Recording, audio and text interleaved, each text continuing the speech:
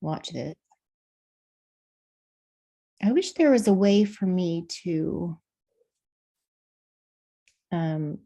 choose the way I want it to be recorded, because there's cloud recordings and then there's hard drive recording. I really want to do a cloud, but I don't see where I'm able to do that. But okay, so here we go. The first thing I want to talk to you about is this class is part 2. Part 1 goes from the so-called beginning of time through 1500. And then Humanities 102, which is the class you're taking, goes from the year right around 1500 CE to the present. Try to come as close up to the present as we can. And so we're really looking at the last roughly 500 years. And there is a very specific reason as to why is Humanities 101 and 102 divided at 1500, because it's the same division. If you were to take World History Part 1 and World History Part 2, the division would also be there.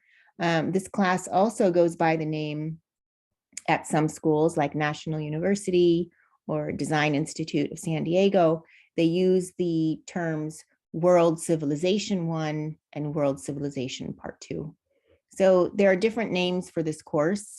The humanities course tries to look at more cultural and artistic themes. So I will try to do that as much as I can. But it does also look at the whole kind of spread of civilization and what that means around the world. So let me first start by saying, if you can pull up the study guide for this class, for the test that's coming up, you'll see that I'm going to be hitting on a bunch of those points on that study guide for the test.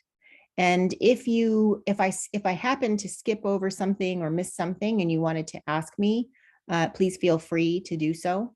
But I will be answering quite a number of things that will show up on that study guide. So if you can, if you're on your laptop, you could pull the study guide up on your phone or vice versa, whatever works for you. All right, so the first thing I want to say is that between the years 500 and 1500, that's a 1,000-year period, there was no one place on the globe that controlled all of the others. So there were the indigenous, very successful, highly sustainable civilizations in the Americas, in Australia, in New Zealand, in all parts of Africa, in Asia, China. So all these places were really kind of self-sufficient unto their own. And even in Europe, the Middle East, every place had developed its own farming techniques, its own irrigation methods, its own religion. Everywhere had its own base.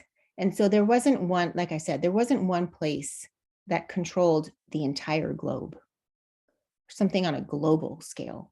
Now, the Empire of the Middle East was multi-continental, multi-linguistic, and multi-religious, but it wasn't global in terms of stretching across continents, across the Pacific Ocean,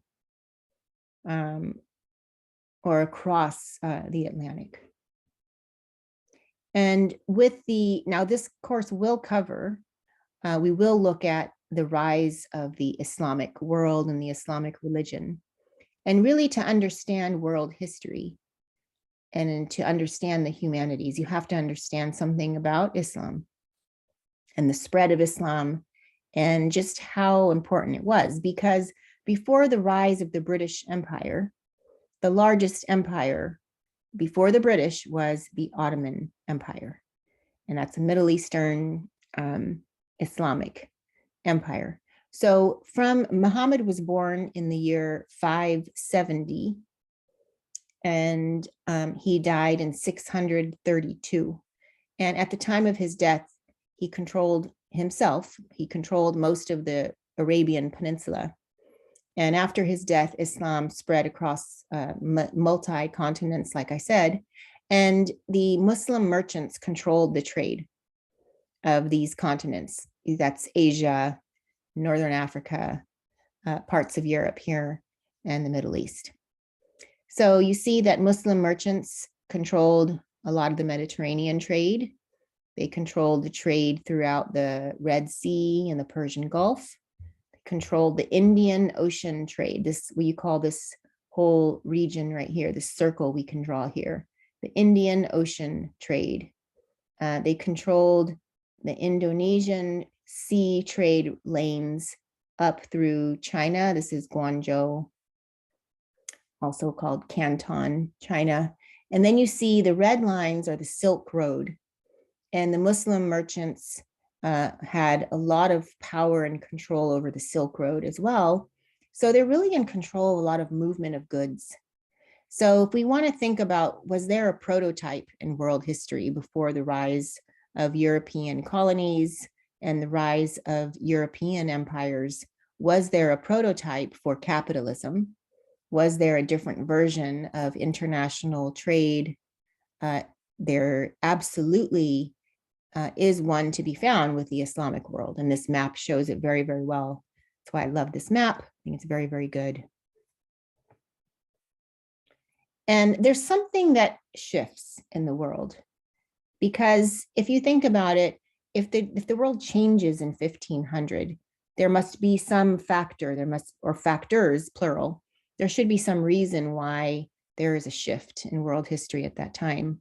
So I will point you to the expansion of the Ottoman Empire, particularly in the year 1453. So this map shows how the Ottomans start out, as you can see this with this key of the map here. The darker orange areas are where the Ottomans start out. Now, the Ottoman Turks are nomads from Central Asia, and they start to make military incursions into the Anatolian Peninsula, and they start to be pretty successful at conquering and taking over this Anatolian Peninsula. So they start out here and they keep expanding in their control over the territory. And you can see throughout the centuries, over 2 centuries, they end up controlling what is within this dark orange line by 1683. So that's over a period of almost 400 years that they conquer and control so much territory. And what happens is in the year 1453, the Ottomans conquer, they attack and they take over Constantinople, which was the capital of the Eastern Roman Empire, also called the Byzantine Empire. And the Ottomans took it over and they changed the name from Constantinople to Istanbul.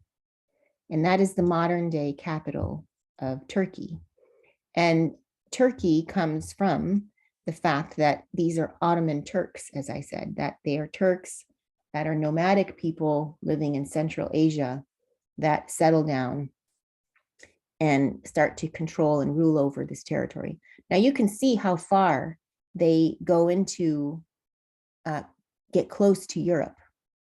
And they are actually in a battle in Vienna, which is Austria today, 2 times in 1529 and 1683.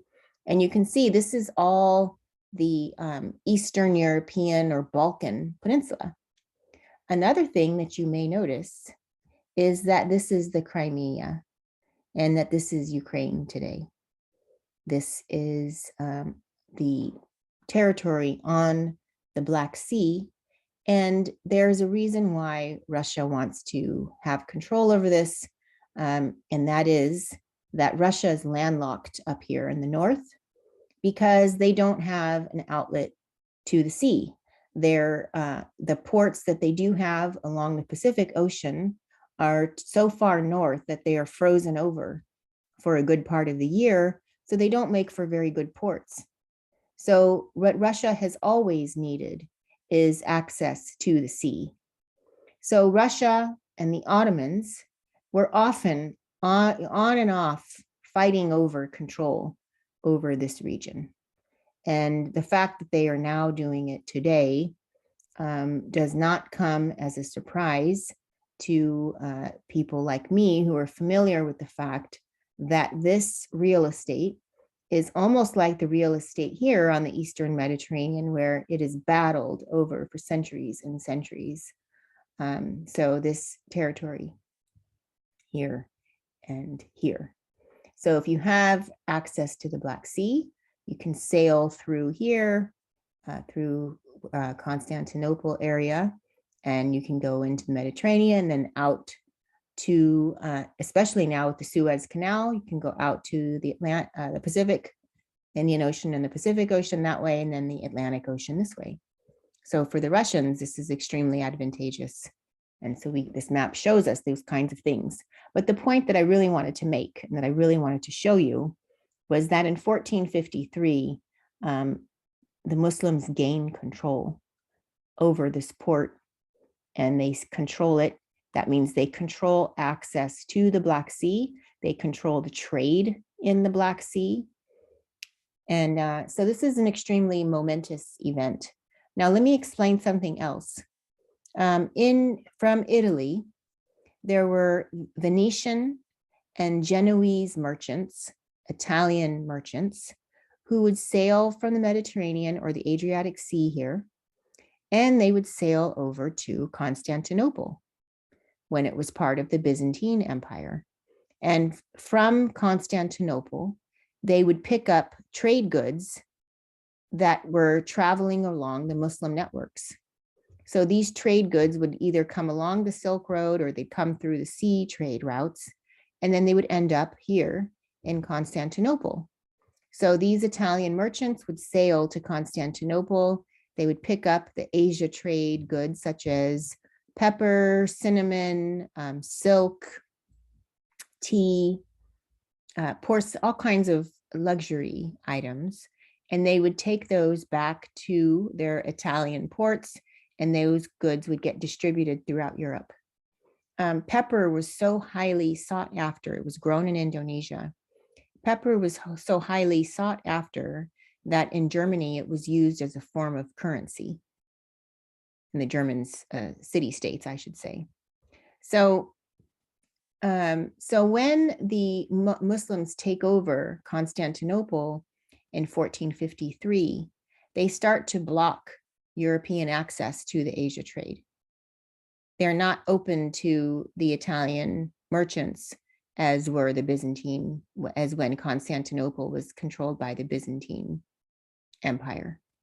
So the Ottomans start to cut their access, European access to this Asia trade. And that's why not much longer we have the Portuguese trying to find a route around Africa, trying to get to India. They're looking for a way to have direct access to the Asia trade. So they want to land in India themselves. And the Portuguese begin to try to round the Cape of Good Hope. And it takes them until 1497 to be able to round the Cape of Good Hope. With the help of Muslim merchants, they're able to finally do that. Cristoforo Colombo was also looking for the Asia trade. And when he is hired by the Spanish king and queen, Ferdinand and Isabella, to look for the Asia trade, he's hoping that when he sails west, he will land in India. And so he thinks that when he lands in the Caribbean on his first arrival in 1492, he thinks that he's on the outskirts, in the outer limits of India. And so he names the indigenous people Indians, because he thinks that he has finally reached the outer parts of India. So he is an Italian navigator, and I've already explained why it is that these Italian navigators were the ones with the experience traveling long distances in their ships. So that's why they were hired by the Spanish and the Portuguese and the English, in fact, to do the navigational voyages for them. Any comments or questions? You guys can jump in anytime. I actually really appreciate it if you do, because then I have a break in my speaking. So please, at any time, I would love to hear from you. Don't hesitate at all. And so what happens is in 1492, when Cristoforo Colombo reaches the Caribbean and the Pope finds out, the Pope at the time, Alexander VI, he finds out that Colombo has reached these new territories. The Pope takes it upon himself to say and to declare that all of the new lands, all of these new territories that Colombo has stumbled upon, will be divided in among two countries, only two countries. No other country will have a role, such as England or France or the Netherlands. It will only be Spain and Portugal that will divide up all of the new land. And that is called the line of the Treaty of Tordesillas. And so if you can imagine, if the Pope at that time says that all of these new lands will only go to Spain and Portugal, then you can imagine that the monarchs of England and France are very unhappy with this treaty, because they will say, well, why is it that we won't be able to expand our wealth and our trade, and Spain and Portugal will? So that's going to lead to disaffection on the part of England and France, not appreciating this gesture or this declaration by the Pope. So the response from the English is that they will hire their own Italian navigator, Giovanni Caboto, to sail west as well, just like Colombo did. And when he arrives, to stake out English claims in North America. So you can see Caboto's routes from England. He's sailing within these latitudes, and he sails straight across, and he lands in what is now today modern Canada. And he names the land Newfoundland for King Henry VII. And today that is same place is called Newfoundland, which is still Newfoundland, run together. And so the important part is that, sorry about that, is that Giovanni Caboto is staking out English claims in North America. And later on, that will become the basis for the English to make claims to Virginia, the Carolinas, and so on, and all the new American colonies, because they will say, well, we staked our claims as early as 1497 with Giovanni Caboto, and so we have a right to colonize these lands because we've already staked out our claim in 1497. Now, are you guys familiar with the story of King Henry VIII, who's also his son, the Tudor monarch, who follows him? Not particularly. Okay, so there's all kinds of TV dramas about this. If you go on HBO right now, you could probably find a series called The Tudors, and it refers to this family, this monarchical family. And they're very, very famous, partly because they have so much to do with US history. So King Henry VII, as I said, he was not happy with that treaty that the Pope declared that Spain and Portugal would get everything. So he sends out his own guy. Now his son, who's very, very keen on this subject matter, decides that he will split England off from the Catholic Church. So King Henry VIII is most well known for his break with the Catholic Church, and he creates the Anglican Church. He says that we will not be part of the Catholic Church anymore, and we will have our own church called the Church of England, which also goes by the name of the Anglican Church. And in the United States, the Anglican Church is called the Episcopal Church.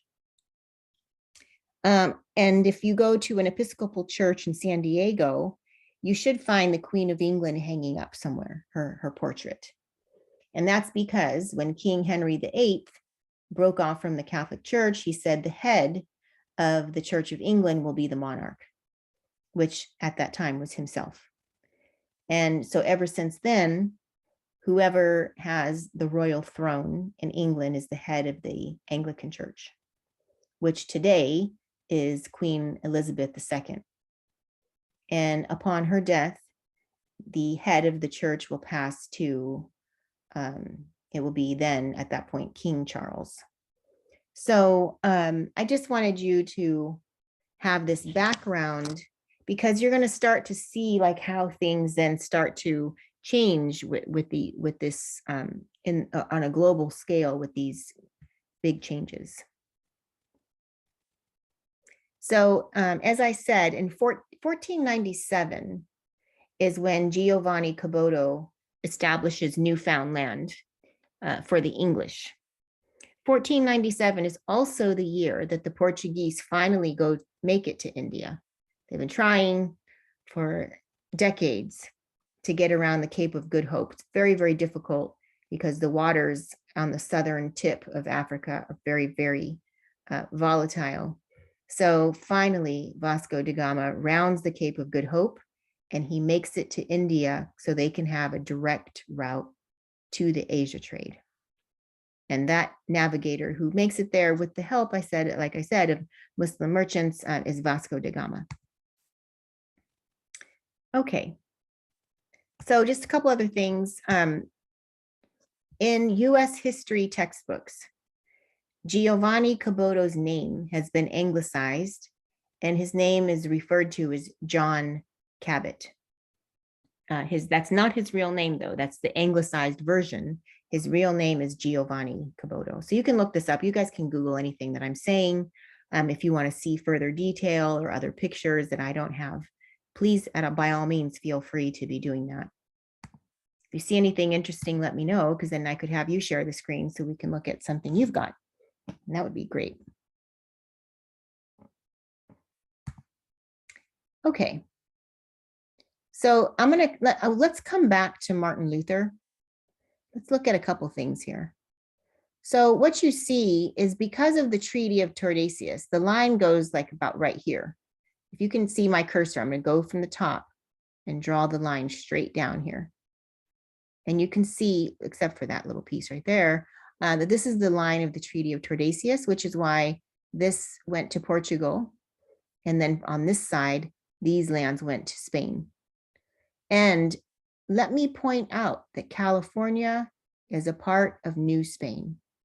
So where you are sitting today, I think both of you are in San Diego, where you are sitting today was a part of the Spanish Empire or New Spain.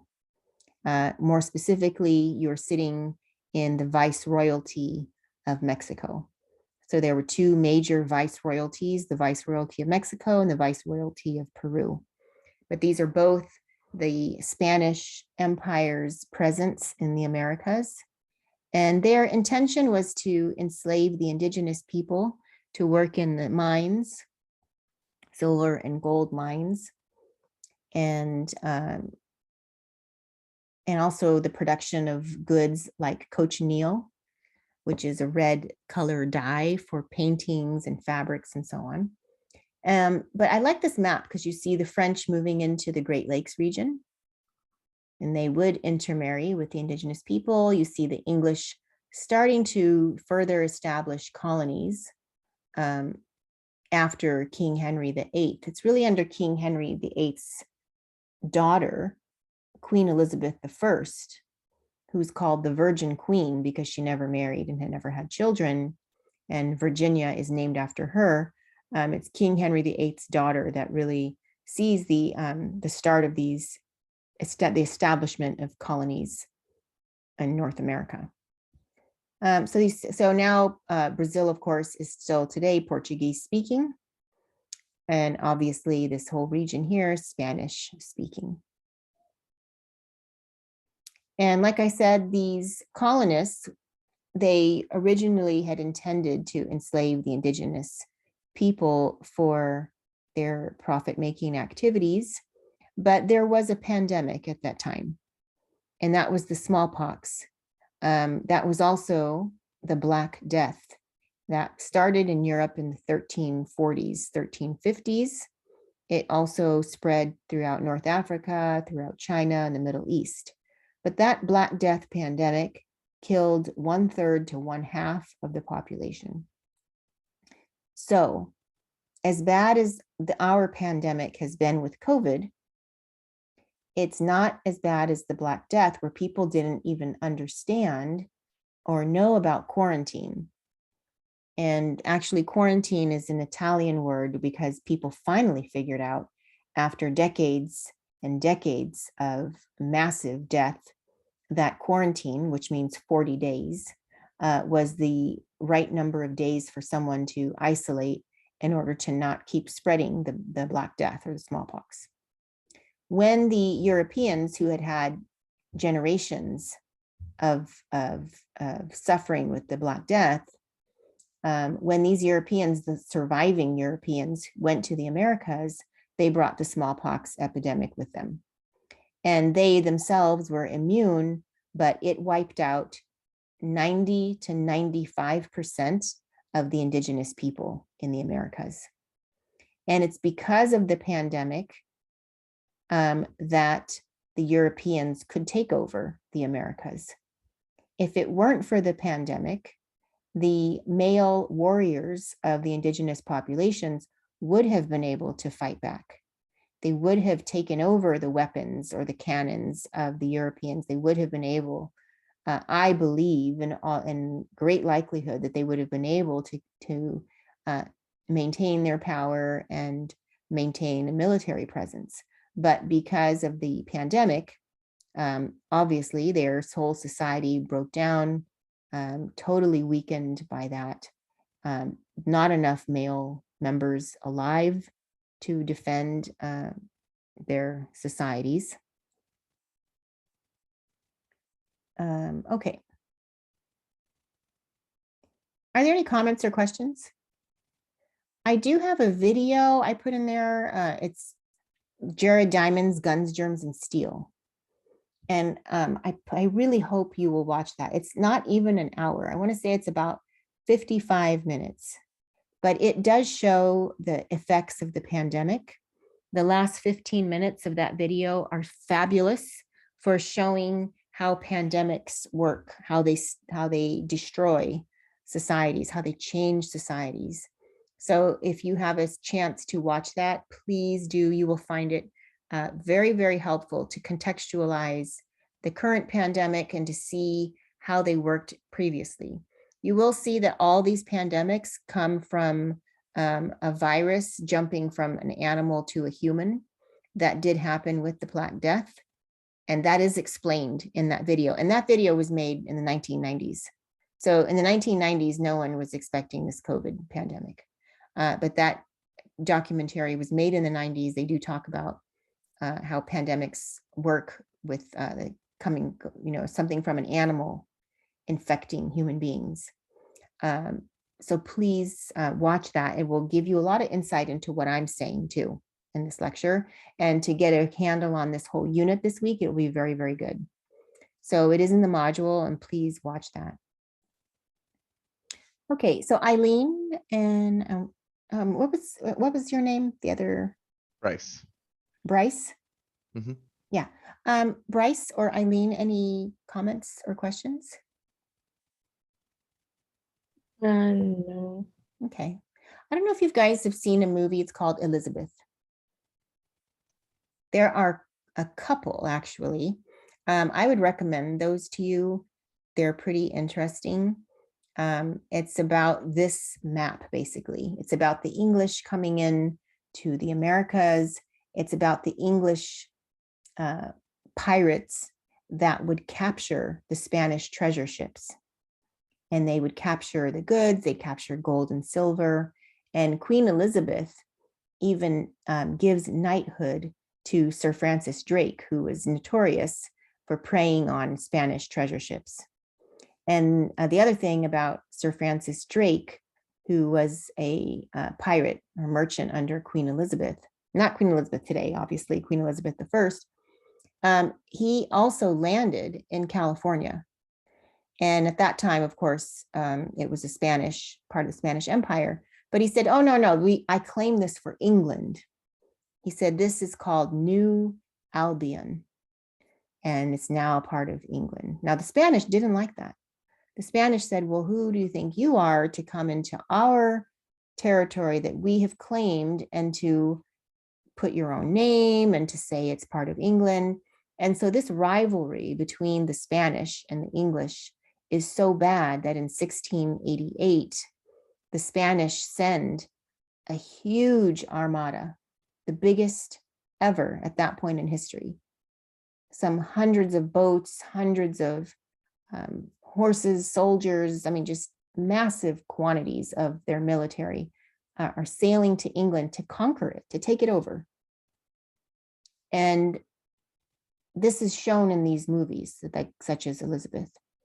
And as the Spanish Armada gets close to England to crush it and to take it over, a huge storm comes upon them while as they get close and wipes out all of their ships, all of their people, all of their cannon, their armaments, their animals.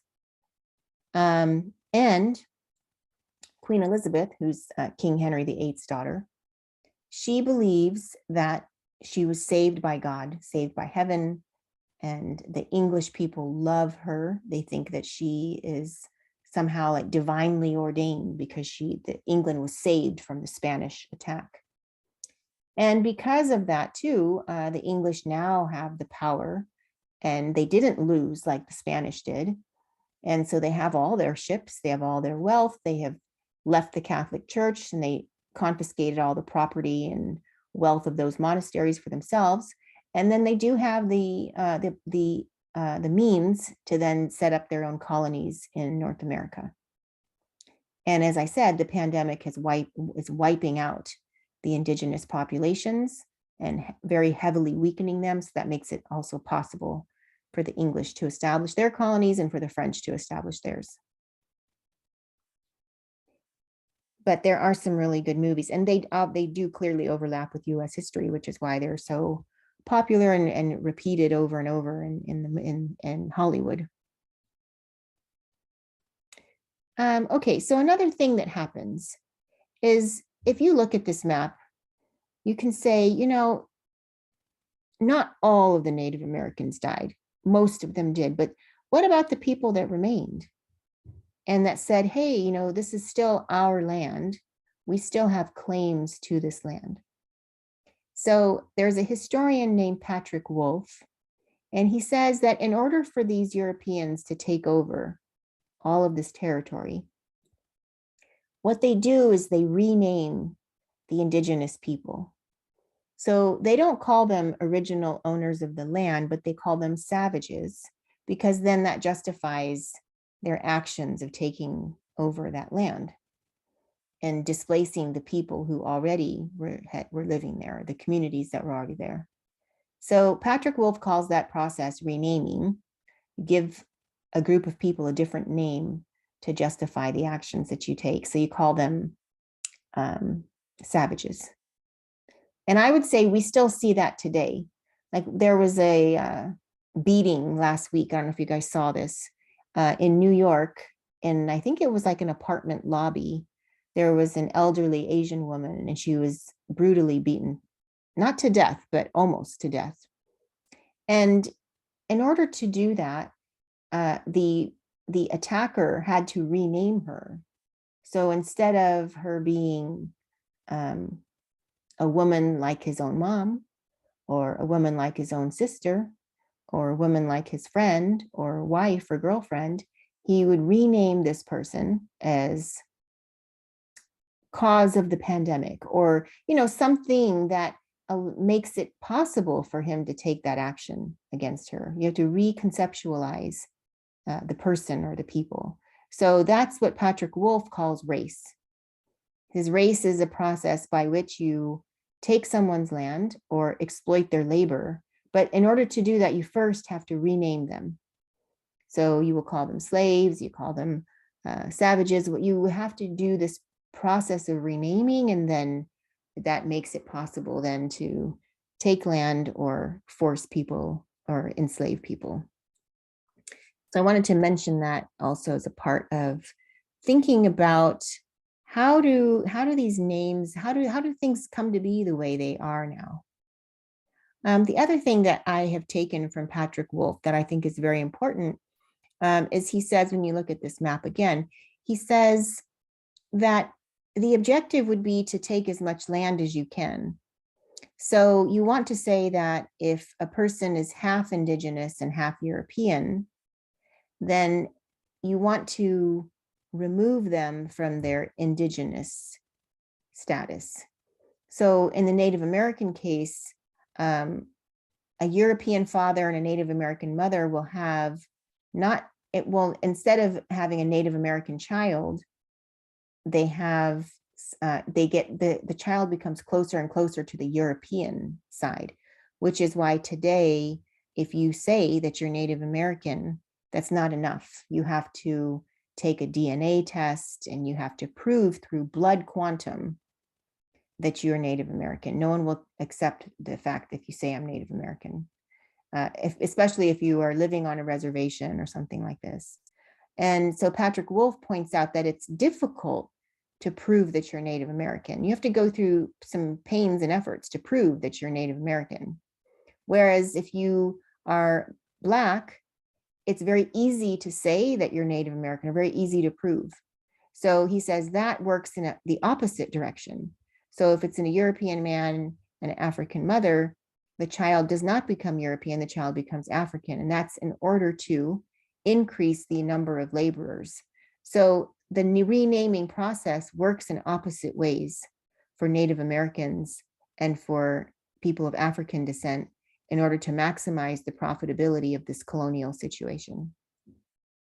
So I will say the whole phenomenon of race as we know it and understand it in modern times has to do with this colonial history and the history of transatlantic slavery that went with this phenomenon of European colonization. And then this kind of European colonization also goes to Africa, the entire continent of Africa, except for Ethiopia, and almost all of Asia also had this European encroachment upon its land and resources. The two places in Asia that escaped a lot of that were Thailand and Japan. But most other places like Vietnam, Burma, Malaysia, Indonesia, China, most of these other places had this encroachment by the Europeans, the Spanish in the Philippines, so many places, right? It was the French in Vietnam first, obviously not the United States. Okay, so that's what I have here in my presentation that I talk about. And that is Patrick Wolf, the historian from Australia. And his article that I take this from is called The Logic of Elimination. Okay, so the other thing I want to talk to you about, and I think, let's see, how are we doing on time? So we have just a few more minutes. So I'm going to say a little bit about the drug foods, and then I'll wrap up with Martin Luther, and then we'll be done for today. And I hope you find this interesting, and I hope you find the unit interesting and the little videos interesting. But from what I say, if you can watch the Guns, Germs, and Steel video that's in the module, everything that I've been saying will really dovetail with that documentary. And also all the other videos, which are much shorter. They're probably like 2 or 3 minutes. All the other ones are very, very short. So the other thing that happens is it's called the Columbian Exchange, where when the various groups of Europeans arrive in the Americas, they realize that there are lots of very profitable, very useful commodities. And a lot of these commodities are addictive foods. And when we say addictive, we mean then tobacco is addictive. It's very, very popular. It comes from the Americas. Cacao, which is the bean that makes chocolate. Chocolate has caffeine. It is also addictive. And the Spanish borrowed this idea of mixing honey or sugar with the cacao to make chocolate. The other thing, very, very addictive, is coca, with what the Germans later engineered as cocaine, but the leaf that it comes from is coca. It was used in the Peruvian highlands for its nutrition, and it helped people thrive in the high altitudes of the Andes Mountains. So that's coca. And then coffee comes from Yemen, and sugar comes from India originally, but those crops are brought to the Americas and grown on a mass scale for immense profitability. And so and then opium was grown in India and then smuggled into China, largely by the British, but also the United States participated in that trade as well. Although they got their opium from Smyrna in Turkey and then brought it in, smuggled it into China. But at any rate, so we have these drug foods grown on a mass scale in the Americas. Now, if the European colonists could have, they would have enslaved the indigenous people, but they did not have, and they did actually, for silver and gold mines as much as they could, they did. But there weren't enough people to do all this production. And so they turned to the very violent and exploitative transatlantic slave trade. And so that was a part of this drug food trade, drug food profitability. And along with the drug foods, so it's not just these addictive foods, but also things like potatoes.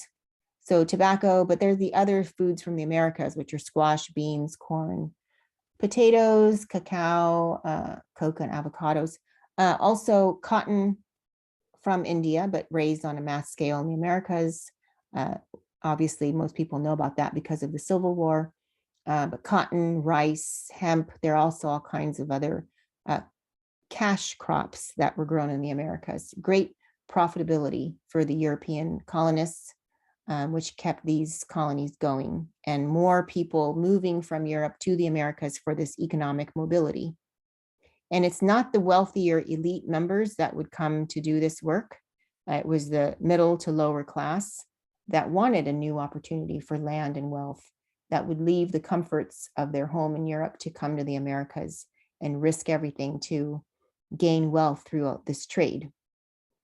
Now, later on, those same Europeans with new wealth and education will then start to demand political representation. But we can talk about that next time. But anyway, so I just wanted you to see what we call the drug foods. The other thing is, let me emphasize that potatoes, which are indigenous to the Americas, when the potato is brought to China, it's brought to Ireland, it's brought to all parts of Europe. When the potatoes move out into all other parts of the world from the Americas through European colonization, that helps to rebuild the population after the Black Death. Because as I said, one third to one half of the populations of Asia, the Middle East, and Europe and North Africa died in the Black Death pandemic. So the potato is something that really allowed those regions to rebuild their populations. Okay, so I just have one last thing to talk to you about. So before I go to this very last section, any comments or questions about any of this?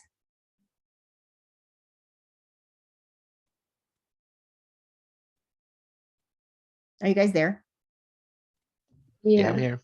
Oh, nice. Okay, wonderful. I just want to make sure. Sometimes people leave. So thank you. Thank you for hanging in there with me. Great. I just wonder, actually, let me say one more thing. Can you guys see that these drug foods are still in use today? Like probably all three of us have had one of these. I would say one of us, it's not me because I don't like coffee. I'd say one of us probably had coffee today. I would say at least one of us has had some kind of sugar in our diet. I will even venture to say that one of us has had some kind of chocolate today. That would be me. Hopefully no one has had any opioids today. I'm a non-smoker, so I'll say hopefully no one's had tobacco today, but that's possible, and I don't mean to judge anyone. So if that's the case, we know why, because these foods have been in circulation from this time period. But am I wrong? Am I right to say that these are things that are still Absolutely. highly relevant today? Yes. And so its history comes from this time period. And I will say too that coffee was grown with slave labor in Brazil on an absolutely mass scale. And what happened is throughout the 1800s, the Portuguese colonists, they would use slave labor, and they did not emancipate slaves. They were the very last country to do so until 1888. They used slave labor to grow immense amounts of coffee and sell it at a very cheap price. And it became the American drink of choice because of that, because of the Brazilian focus on the coffee industry with slave labor. And then the other thing is Americans wanted to have a drink that differentiated them from the British. The British drink tea, and the Americans said, well, we're not British. We want to have our own kind of culture and our own kind of drink. And that was to be coffee. So still today, if you go to Starbucks in the next couple of days, look at, they sell bags of coffee right in the store. So if you're there or you're at Vaughn's and you are in the coffee section, and just turn over the bags and look at where the coffee is produced, and you'll see that a great deal of it is still produced in Brazil. Colombia is a place where the coffee of a very much higher quality coffee is grown in Colombia. And that's because they don't have as much land. And so they have to grow more rarefied types of coffee. So it's a higher quality if you're a coffee drinker. Look for Colombian coffee to be better, probably. Of course, that's a matter of taste, but in general, it's known that historically, the Colombian coffee was a higher quality. Takes longer to produce. And I believe in this class, are either one of you coffee drinkers by any chance? I have had a few in my class. Not really. No? Bryce? Do you like coffee? I think he left. Oh, no. Oh, to grab his son. Okay, okay. Okay, yeah, he might be, because I heard him say that, yes, these are highly relevant. But later in the class, I do have an article on coffee, so I think you'll really like it. It talks about these things, so I think you'll really like it. Let's see, it's 5:22. Okay, well, I'll keep going because I'm recording, and I hope I can make this available to everyone else. Sometimes I have trouble getting it online for everyone, but I will definitely try. So the last thing I wanted to talk about was Martin Luther. So Martin Luther, because if you see how he becomes popular, he emerges on the scene in this very crucial time period in world history. So it's 1517, and he's a Catholic monk. And remember, the French and the English don't like the Treaty of Tordesillas. They don't like the idea that the Pope is cutting them out of wealth and prosperity. So they're already disaffected with the Catholic Church. Now, Martin Luther is disaffected with the Catholic Church, but what he's not happy with is the corruption of the church. And he says the church is taking advantage of poor people, and it's totally unfair. It goes against their teachings. They're hypocrites. So he's trying to make the church better. He's not trying to change Christianity. He wasn't intending to create a new religion or a new form of the religion. He just wanted the Catholic Church to clean up the corruption. So in 1517, he posts famously the 95 Theses, which are different exposures of criticism of corruption within the church. He was excommunicated by the Pope for his critiques that they didn't appreciate. And what he argued is that Christians didn't need the Pope. They don't need the Pope. They don't need the fancy churches. They don't need confession. They don't need the priest to interpret the Bible for them. So Martin Luther said, all people need for genuine Christianity is the ability to read. And as long as they can read the book themselves, they can have a direct relationship with Jesus Christ through the scripture, and they don't need anything else. They don't need the priest, and they don't need the Pope. They don't need all those things. So if you can imagine the king, the Tudor kings, this is music to their ears because they realize we don't need the Catholic Church and we can form our own religion. And Martin Luther's ideas are so important in so many ways because he's saying that we don't need the authority figure, that people just need information, they just need education, and they can think for themselves, they can govern themselves. They can, and what he says is the church should operate by consent and election. So it's the people in a specific church that have the power to elect their own leaders based on a democratic process, right? That it's their consent and their election. And they rotate people in and out of leadership, and they will run themselves that way. They just need the power of education. So this is a very, very radical and revolutionary idea, because this will then play into the idea later of the American Revolution, that instead of saying people don't need the Pope, they say people don't need the king. So you have the American revolutionaries, you have the French revolutionaries who execute King Louis XVI and Marie Antoinette. You have the revolutions in New Spain and in the Latin American revolutions, that they don't need the Spanish king or the Portuguese king either. So Martin Luther's ideas are extremely influential, and it's hard to emphasize just how important his ideas were for the rest of the world. And they still are important today, because this plays into the debate and the controversies and all of the anxiety today about democracy versus authoritarianism. And Martin Luther is on the side of democracy, that things must proceed with consent and election and not with authoritarian rule, which in his time was the church, the Catholic Church. So this is still, this is the point of these courses, that we look back and we say, what are the precedents for what we see today? And what are the roots of what we see today? So Martin Luther is definitely a relevant person for us to look at. So I will end there. Eileen, I'm going to stop recording now. Let me just turn that off.